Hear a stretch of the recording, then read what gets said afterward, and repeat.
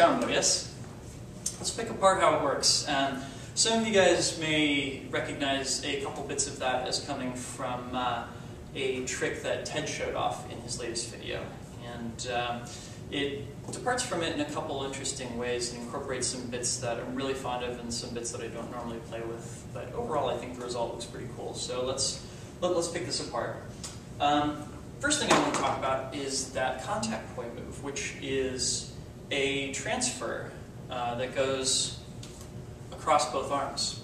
On this blog before, I've showed off doing, when you catch the contact poi in your non-native elbow, doing a transfer back to native side, or doing a roll down the non-native side and like catching it back in cradle and doing whatever with it.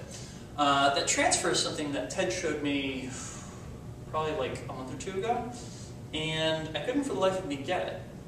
Then my old pair of poi finally reached the end of its lifespan, and when I switched to this pair, which are slightly longer and have lighter handles, lo and behold, the transfer worked. I have absolutely no idea why this is. I could hazard a couple guesses, but for right now, I'm happy to leave it be slightly mysterious and just accept that it works. If I figure it out, maybe I'll post it on the Linear Tech blog. But the effect of this is pretty nifty when put together with the rest of the combo, which starts off with creating a native side negative space cradle. That is, poi I'm holding in my left hand is on my left shoulder and is creating a hole in front of my left arm. And my first move with my right hand is to get the poi caught in the elbow cradle on the left hand, that is the non-native side, and initiate a contact transfer over to the right hand side, like so, right? Now once I've done that, the way Ted finishes off this combo is he throws the poi up through the hole and over his shoulder. He's tangled really easy. And exits it in split time same direction, which is very, very similar to a negative space move that Noel showed me in Philly. And I don't know whether the two of them both came up with it independently or whether he was deliberately referencing that or not, so I'm not going to conjecture. But what I like to do there instead is the poi head goes up through the hole still, but you're going to catch it back in the native side. So now my right hand is holding both the poi head and the handle.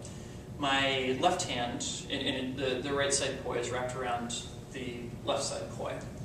I'm going to bring the tether up and over my head and over to my right shoulder. And my left arm is now going to reach up and over, and my elbow is going to go through the negative space hole that's now created between my right hand and right shoulder, right? So as I pull that hand through, it's going to pull the poi head off of my shoulder, and I'm going to catch it with my left hand. I'm going to bring my right arm up and over my head, and I'm going to pull the poi behind my head, or behind my body, such that my right hand's up, my left hand's down. And over to the right side, I'm going to rotate my right hand, so now my poi is behind my back. I'm going to essentially do the inverse of this by pulling it over to the left-hand side, rotating around my hand so that the palm is pointed towards the sky. I'm going to bring it up behind my back so that my left hand is behind my head, my right hand is essentially in the small of my back. And I'm going to bring my left arm over my head. And last but not least, my right arm is going to come up through the hole created by my left arm, and they're going to unwrap. Those of you who are really into glow sticking are probably going to recognize that trick as a gumby.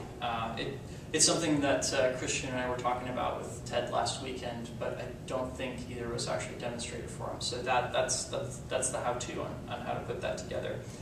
Normally when you're in a gumby, or at least the gumbies that I've played with, and I'm sure that there's a plethora of ways of doing this,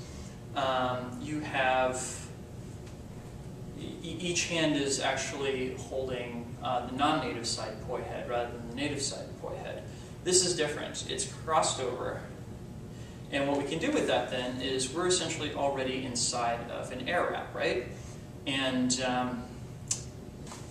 my doing this has come out about 50-50, how often this comes out right. So we'll have to see if it comes out right as I demo it this time. What you do out of this is you throw the right hand poi in between your arms and you throw the left arm poi up and over. And the net result of that, if you pull both of your hands out as you're doing that, is a hyperloop, or an orbital really, which I think is a damn cool way to exit that.